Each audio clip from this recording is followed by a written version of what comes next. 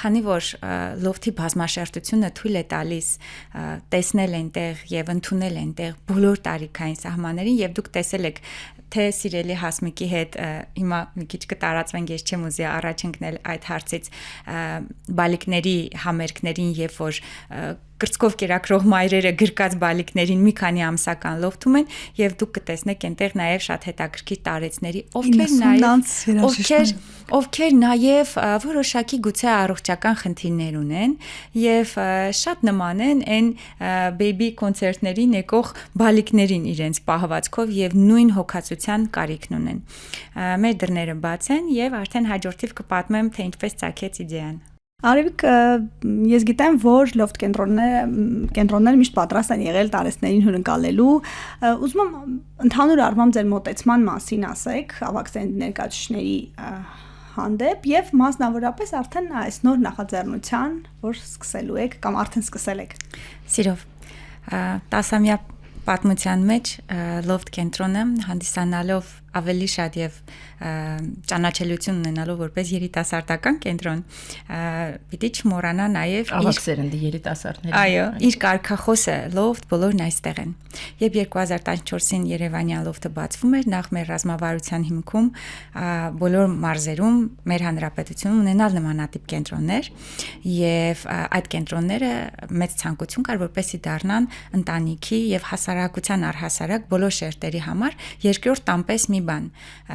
ամերիկյան մի այսպես բանկա երրորդ տեղը, հա, աշխատանքից եւ քո սեփական տանից հետո այն երրորդ տեղը, որտեղ դու քեզ ավելի ջերմ ես զգում, ավելի ազատ ես զգում եւ որտեղ միևնույն ժամանակ դու կարող ես ինքնազարգանալ, կրթվել, ոչ ֆորմալ կրթություն ստանալ, քո ժամանցը եւ մասնավորապես ինտելեկտուալ ժամանցը կազմակերպել։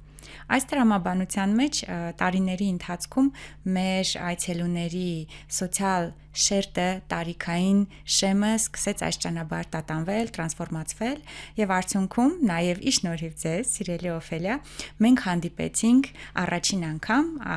տարիներ անց տարեցների խմբին եւ ի զարմանս մեզ մենք շատ քիչ ենք շոշափել այս խումբը եւ մենք շատ քիչ բան ենք ճանաչում, որովհետեւ ավելի մեզ այսպես դիրքավորում ենք որպես երեխայասեր եւ երեխայակենտրոն հասարակություն։ Բայց վերջերս ես հասկացա, որ եթե մենք չզբաղվենք մեր տարեցների լավ կյանքով, առողջ կյանքով, առողջ ասելով ի նկատի ունեմ թե ֆիզիկական եւ թե հոգեբանական առողջությունը, մենք չենք կարող ունենալ այն մեր ասած երեխայակենտրոն հասարակությունը։ Եվ այդ էկոհամակարգը ինչ որ մի պահից կքանդվի, կփլվի, որովհետև մենք չենք անում կարևորը, հոգ չենք տանում։ Այստեղ խոսքը միայն նրա մասին չէ, որ մեծերի մասին կենաց ասեն, եւ հիմնականում են կենացը, երբ որ ոտքի վրա, եւ որ ասում են լույսերի մեջ մնա այսինչ մարդ է։ Կամ ծնողների կենացը։ Այո, կամ ծնողների կենացը, այո։ Այստեղ երևի ավելի շատ ոչ թե պիտի մենք ձևին ուշադրություն դարձնենք, այլ այն բովանդակությանը, որը առաջին անգամ անկեղծ պիտի ասեմ, մենք սովորեցինք հենց ձեզնից, մեր համագործակցությունից տարեցների եւ դեմենցիայի հետ կապված, եւ այդ համագործակցությունը բերեց նրան, որ մենք սկսեցինք շոշափել այս շերտը։ Հասմիկի հետ շատ հետաքրքիր եւ այսպես պատճառահետեւանքային ձևով եմ ծանոթացել, երբ ունեցա իմ բալիկին, մի հրաշալի դայակ ունեինք, ով ասեց, որ բալիկին պիտի տանեմ համերգ։ Բալիկը 3 ամսական էր եւ 3-4 հեղինեն դարձավ այդ պատճառը եւ ինձ համար այսպես լուսավորեց ես գնում էի համերգներին բալիկի հետ եւ հասկացա որ ես ոչ միայն Հասմիկին ուզում եմ գնալ հյուր այլ ես ուզում եմ Հասմիկը դառնա լոֆթի մի մասնիկը եւ տարիներ առաջ էր դա եւ ես մեծ խնդրանքով իրեն մոտեցա եւ խնդրեցի որ մենք այդ նույն հարթակը այնինչ իր մոտ ստացվել էր տարիների ընթացքում կառուցել, ձևավորել, նաեւ նույնը ստանանք, որքան շատ այնքան լավ, այն օրը այդ մասին դու նաեւ ասեցիր, որքան շատ այդքան լավ հարթակներ մեր մանուկներին գրագետ մշակութային կրթություն տալու։ Եվ այսպես Հասմիկի հետ մեր ընկերությունը եւ մասնավորապես մեր կառույցի հետ ընկերություն, որտեվ կառույցի հետ նույնացնում ենք Հասմիկին, այսինքն ինքը արդեն այսպես լոֆթի էկո համակարգի մի մասնիկն է։ ամեն ինչ սկսվեց մայրիկիցս կամ կոնկրետ տարեցների երգչախմբի հետ կապված, այսպես շատ եւ հիմնականում ես վստահ եմ, որ փորձը նաեւ ցույց է տվել, որ շատ հզոր, պետքական եւ երկարաժամկետ եւ կյանք ունեցող նախագծերը սկսվում են սեփական անձի փորձառությունից եւ այդ փորձառության հետ այո եւ մայրիկս Վանաձորում է, ես Երևանում եմ, քույրիկս իր կյանքով, իր ընտանիքով, եղբայրս իր կյանքով, բոլորս այսպես հաջողակ մեր կյանքով եւ մայրիկս կարծես իր միսիան կատարել է եւ որպես ավանդական, հայկական, նվիրված մայրիկ, այժմ ինչ որ մի պահ եկավ, որ երկրորդ շնչառություն վերցնելու ժամանակն է։ Այո, բայց ես հասկացա, որ ինքը ոչ թե կարիք ունի միայն, որ մենք ամեն օր իրեն այսպես չեքմարքի նման զանգահարենք եւ հարցնենք ոնց ես, այլ ինքը կյանքը ապրելու նոր գույներ, առօրյա նոր ընկերներ, նոր փորձառությունների կարիք ունի, որը ցավոք առայժմ մեր համակարգի մեջ լավ ձևավորված չունենք։ Հատկապես մարզային։ Այո, ես գիտեմ, որ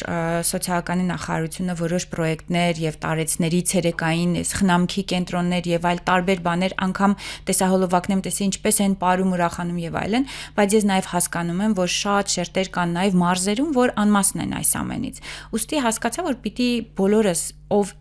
ինչքան հնարավորություն ունի, ստեղծի այս միջավայրը եւ այսպես հիմնվելով իմ մայրիկի կարիքին, այո, Հասմիկի հետ սուրճի շուրջ ես խնդրեցի, առաջարկեցի, գուցե մենք մի բան անենք, որովհետեւ կա հարթակը, կա փորձառությունը արդեն երեխաների հետ։ Այո, եւ այս նույն մոդելով փորձենք անել նաեւ մեծահասակների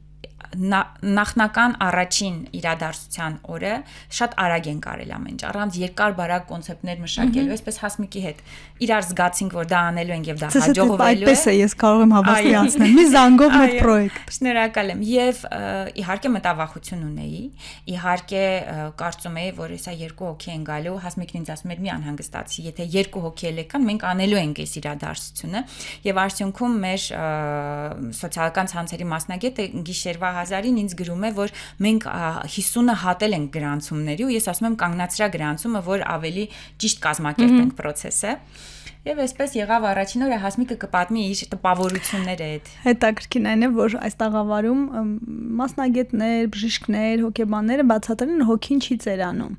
Այսինքն եթե մարդը անգամ 60 տարեկան է, նույն, ինչպես դուք նշեցիք, կարիքներ նույն նոր ընկերներ ունենալու, կյանքը վայելելու, նոր համեր, նոր շփումներ, նոր վայրեր գնալու, որևէ տեսակի ցանկությունը չի նվազում դա անելու, եթե չասենք, որ ավելանում է։ Սա մեր իրականության սահմանափակումներն են, որոնք դարավոր են, այնպես չի որ դա նորություն է, այդ խնդիրները մենք միշտ ենք ունեցել, պարզապես հիմա քանի որ հնարավորություն կա կոպիտ ասեմ դրսի հույնակները շատ ավելի տեսնելու, միևնույնն է դրսում դու ինչքան շատ լավ բաներ տեսնում ես, դու չես կարող մեր մենտալիտետին այդպես 100% տեղայնացնես, անպայման պրիզման անցկացնես մեր հոգեբանության հետ ու հետո առաջարկ անես, որովհետև մեր տատիները, պապիները շատ կարող են հետո հոգնեն, հետո չուզենան այնտեղ նման խնդիր չկա, իրանք իրար օրերն ունեն, չգիտեմ